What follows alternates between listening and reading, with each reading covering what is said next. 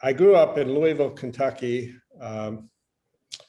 and my family were upper middle class. My father was a doctor, mother a social worker.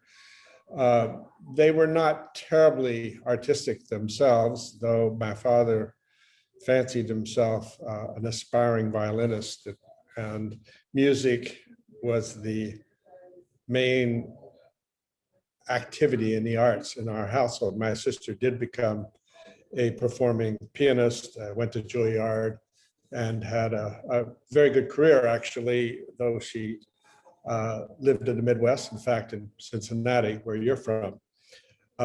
Music dominated everything. And I was learning disabled as a child. I didn't learn to read until well into the 4th grade. And I had no real other skills. They wanted me to learn how to play the viola, and that didn't take. In fact, none of it took, and I kind of resented the constant focus on classical music as a young kid. Of course, now I'm very appreciative of all of that background.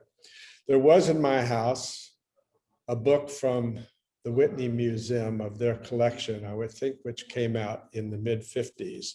I still have it, and I would fan through it. It had all kinds of American pictures, from Hopper to Cadmus, you name it, that are part of the American realist tradition. Very little abstraction in that book.